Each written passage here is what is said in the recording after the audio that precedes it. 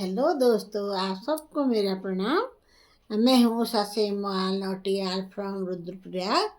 तो दोस्तों, मैं आज आपको बताने वाली हूँ अपने उत्तराखंड के वीरभद्र माधव सिंह भंडारी के बारे में कुछ बातें। जितनी मुझे जानकारी है मैं उसी के हिसाब से बताऊंगी। हो सकता है कि मेरी जानकारी कम हो तो आप मेरा मार्गदर्शन करें। तो आप सबका मेरे चैनल में वेलकम है दोस्तों। और शाम के 5 बज रहे हैं और मौसम भी सुहावना हो गया है अब।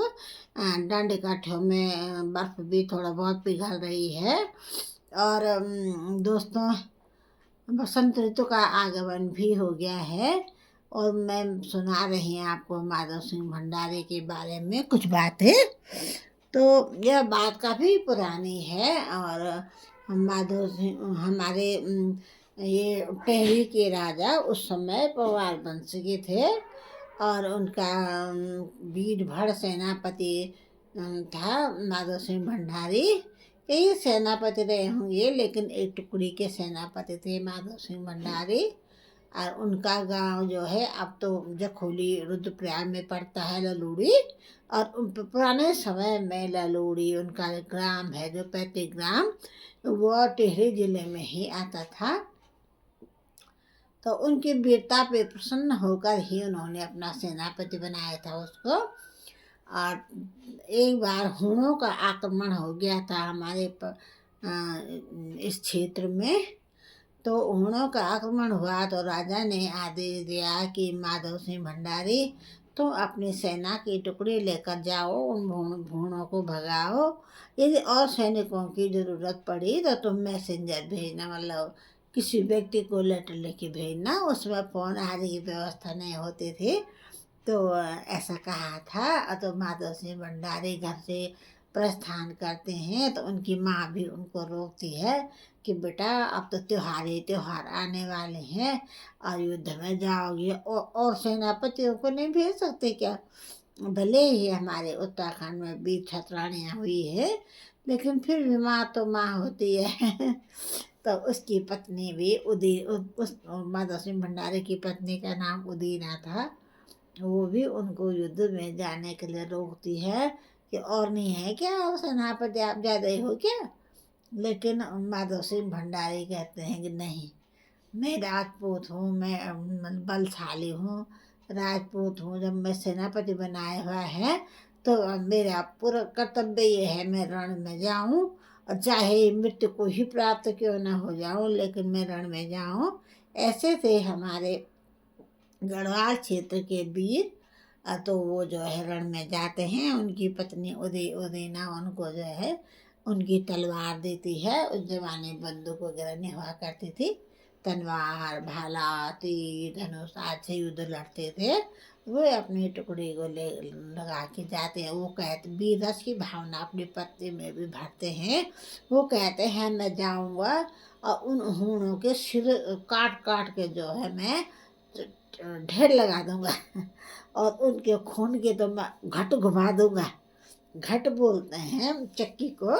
उस पुराने समय में पानी की चक्कियाँ होती थी, और जल ऊर्जा का प्रयोग किया जाता था उनमें, और पानी की चक्की होती थी।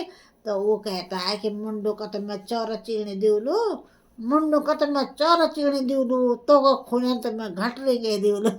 इस तरह से है। और तब वे जाते हैं और युद्ध में चले जाते हैं। वहाँ हूणों को खूब मारते हैं पूरी सेना।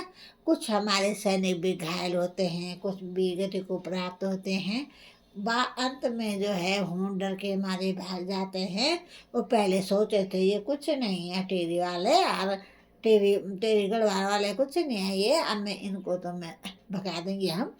लेकिन उन्होंने जब देखा माधव सिंह भंडारी के वीरता और सैनिकों के, तो वो रण छोड़ के भाग गए। हमारे सैनिक जो तब तब माधव सिंह भंडारी ने सैनिकों को आदेश दिया कि भाई जो डेड बॉडीज हैं उनको वापस ले जाओ अपने यहाँ, और वही अंत्येष्ट करेंगे। और जो घायल है उनको भी लेके जाओ, सारे जाओ, और मैं आ रहा हूँ। भरोसा नहीं है उनका वापस ना आ जाए फिर। लेकिन कुछ समय तक माधव सिंह भंडारी रहते हैं वहाँ, और घायल भी होते हैं कई वो। लेकिन लोक कथा के अनुसार है, जब वो वापस आ रहे थे तो उनको वन देवियों ने हार लिया था। हमारी लोकल भाषा में वन देवियों को अक्षरी भी कहते हैं। जो वन देवियाँ होती है तो उन्होंने बहुत सुंदर था, बांका जवान था, तो उसकी सुंदरता पे आकृष्ट हो जाती हैं वे, तो उसको हार लेती हैं। कहते हैं, सच्चाई कितनी है पता नहीं है, लेकिन यहाँ खलबली मच गई है। उस समय उतने वाहन भी नहीं थी, खलबली मच जाती, कहाँ गया माधव सिंह भंडारी, वो भाग गए थे, तो उसके बाद ऐसा तो नहीं वो ले गए अपने साथ। कोई मतलब वो सही जवाब नहीं था किसी के पास, तो भ्रम की स्थिति रहती है। सारी टेरी गढ़वाल में सब परेशान हो जाते हैं, राजा भी परेशान होते हैं। मेरा ऐसा वीर भर पता ही नहीं चला, तो मर गया या तो क्या हो गया पता नहीं चला उसका, तो घर नहीं आए। तो घर के लोग, गांव के लोग परेशान हो जाते हैं। उसकी पत्नी और उसकी माँ को समझाते हैं कि आ जाएगा जो भी होगा। तब उन लोगों ने, जो कवि रहे हुए उस जमाने के, उन्होंने कविता गीत भी बनाया था कि मेरे माधवनी आए माधो सिंह, मेरे माधवनी आई माधो सिंह, सो लगन सराधे माधो सिंह, बरन बगवाड़े माधो सिंह, दाई दलीर गे माधो सिंह, चौड़ी छोड़िया रे गया माधो सिंह। अभी 26 जनवरी के अवसर पर हमारे बच्चों ने भी गीत नाटिका की थी। तो गांव में जब दीपावली होती थी उस दिन भी ये झुमेला के तौर पे लगाते थे। सभी स्त्री पुरुष ऐसे कंधे में हाथ रख कर ऐसे झुमेला लगाते थे। लेकिन तब दीपावली के बाद एकादशी के दिन माधव सिंह भंडारी सकुशल वापस लौटते हैं। वे अच्छे हो कहते हैं, हे बंदीबियों मुझे क्षमा करो और मुझे अपने घर जाना है। घर में मेरी माँ और मेरी पत्नी मेरी मतलब याद कर रही होगी और परेशान हो रहे होंगे, और मेरी जनता भी। और तो ऐसा करो कि मैं आपको हर साल पूजा दूंगा और मुझे तुम छोड़ दो। तो अब वन देवियाँ उनको छोड़ देती हैं। तो कई दिन बाद जो है, ठीक दिवाली के बाद एकादशी के दिन माधव सिंह भंडारी सुरक्षित वापस पहुंचते हैं। उनके आने की खुशी में हमारे पूरे गढ़वाल में इगास होती है। उस दिन एकादशी इगास बोलते हैं हम लोग। उस दिन दीपावली मनाई जाती है और दीपावली मनाते हैं और उसको याद करते हैं। दीपावली के दिन अक्सर हम सब लोग जो है झुमेला में यही माधव सिंह भंडारी गाना बोलते हैं। खैर मेरी तो आवाज़ नहीं है, लेकिन जो मैंने सुना मैं ऐसा ही कुछ कह रही हूँ। तो तेरी माँ जी रोंदी माधो सिंह, ओ दीना रोंदी माधो सिंह, रणनी जान माधो सिंह, रणनी जान माधो सिंह, आचर्यों ने हरे माधो सिंह, आचर्यों ने हरे माधो सिंह। ऐसे हिलते भी है कंधे में हाथ लगा के। तो ये बहुत अच्छा लगता था, पुराने समय की बात है। अब तो कहाँ करते लोग, अपने घरों में तो सीमित हो गए हैं। लेकिन परंपरा के तौर पे लोग भी आजकल इगास के दिन अपने घर जा रहे हैं और मना रहे हैं दीपावली उनकी याद में।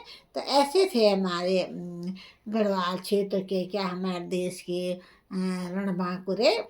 तो फिर वापस आते हैं, उनकी आने की खुशी में दीपावली मनाई जाती है। और सारे उनकी माँ पापा, उनका परिवार, पत्नी सब खुश हो जाते हैं, सब लोग खुश होते हैं। और राजा जो है उनको जीत की खुशी में मले था गांव जो श्रीनगर के पास है, बिल्कुल समतल में, वो उनको गिफ्ट के तौर पे देते हैं। तो दोस्तों आज के लिए इतना ही। बोलने को तो बहुत कुछ है, हम शिक्षक हैं तो शिक्षक तो बहुत कुछ बोल देता है। तो दोस्तों अगर कहीं पे गलती भी हुई होगी तो मुझे माफ़ कर देना। बाय दोस्तों, मिलते हैं दूसरे वीडियो के साथ। तब तक बाय दगड़ियों।